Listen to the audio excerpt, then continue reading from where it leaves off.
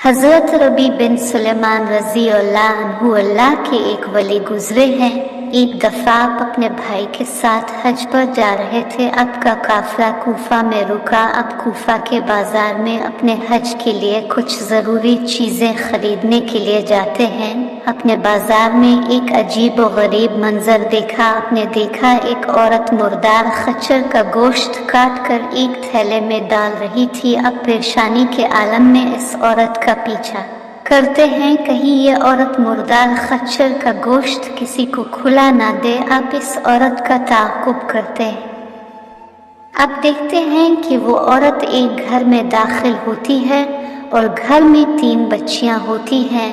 वो औरत इन बच्चियों को वो गोश्त देती है और कहती है कि ये गोश्त पका कर खा लो, अल्लाह हमारी हालत को जानता है। अब बड़े परेशान होते हैं और इस औरत से मुखातिब होकर कहते हैं, ये अल्लाह की बंदी, तो ये मुर्दार खच्चर का गोश्त अपनी बच्चियों को क्यों खुला रही है? क्या तुम्हें पता नहीं कि इस्लाम में मुर्दार खाना हराम है? वो औरत जवाब देती है कि हमें पता है कि इस्लाम में मुर्दार खाना हराम है, शरीयत के अहकाम को अच्छी तरह से जानते हैं। क्या तुझे नहीं पता कि हम अल रसूल हैं? हमारा ताल्लुक खानदान नबुव्वत से है। हम हुजूर अकरम सल्लल्लाहु अलैहि वसल्लम की औलाद हैं। हम सैयद में इन बच्चों का वालिद इंतकाल कर गया है। उसने जो कुछ छोड़ा था वो ख़त्म हो गया है। हमारा 3 दिन का फाका है।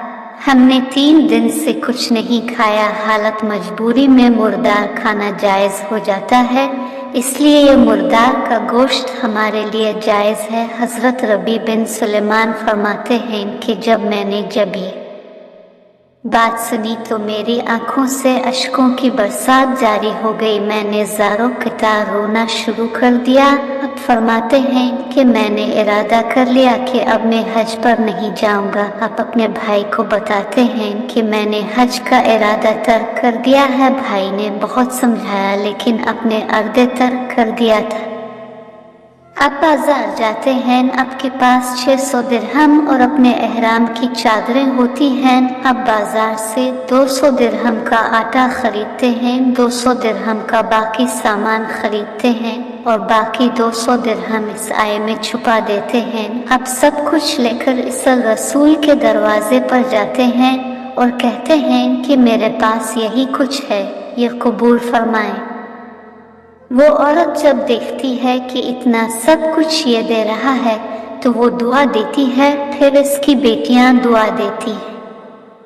एक बेटी दुआ देती है कि अल्लाह तुझे इसका नाम अल-बदल अता फरमाए। एक बेटी दुआ देती है कि अल्लाह करे तेरा हश्र हमारे नाना के साथ हो। आप वही कूफा में ही हज के काफिलों की वापसी का इंतजार करते हैं। जब हज के काफिले वापस आते हैं तो आप उनका इस्तकबाल करते हैं और उनसे दुआ करने का कहते हैं कि आप मेरे लिए दुआ करें। मैं आपके लिए दुआ करता हूँ कि अल्लाह तुम्हारा हज कबूल फरमाए। वो हाजी बोलते हैं कि ये तुम्हारा क्या करता है? क्या तो हमारे साथ नहीं था? अब बड़े हैरान परेशान हुए कि अल्लाह ये क्या माजरा है, क्या लुत्फ व करम है। अरे मैं तो यहाँ कूफा में रह गया था और ये बोल रहे हैं कि मैं इनके साथ हज पर था। अचानक एक शख्स आपको एक थैली देता है और कहता है कि आप बोलते हैं कि आप हमारे साथ नहीं थे।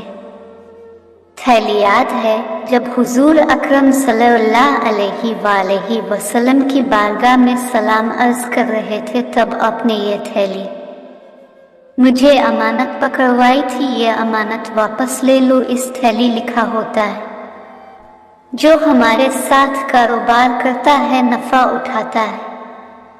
अब घर जाते हैं, इशा की नमाज अदा करते हैं, कुछ वज़ाइफ में के बाद सो जाते हैं। आंख बंद होती है, दिल की आंख खुल जाती है। सरकार दो जहां सल्लल्लाहु अलैहि वसल्लम की ज़ियारत नसीब होती है। आका ख्वाब में देख के मुस्करा रहे होते हैं। अब दस्त बोसी करते हैं।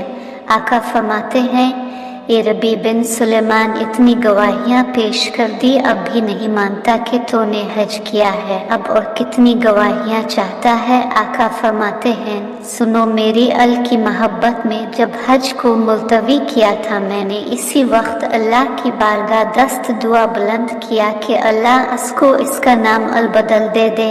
अल्लाह करीम ने इसी वक्त तेरी सूरत पर एक फरिश्ता पैदा फरमाया और इस फरिश्ते को हुक्म दिया कि ये फरिश्ते मेरे नबी की अल से मोहब्बत करने वाले का अजर ये है कि अब तो रबी बिन सुलेमान की शक्ल में क़यामत तक हर साल हज करता रहे। ख्वाब में अब देखते हैं कि मदीने के ताजदार का आखिरी जुमला किया था, जो हमारे साथ कारोबार करता है, नफ़ा उठाता है।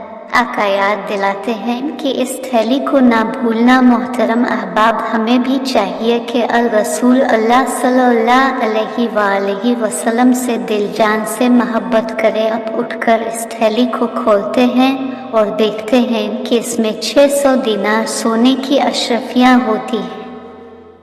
अल्लाह करीम हमें अल रसूल सल्लल्लाहु अलैहि वसल्लम की पक्की सच्ची मोहब्बत नसीब फरमाए। आमीन सुमा आमीन।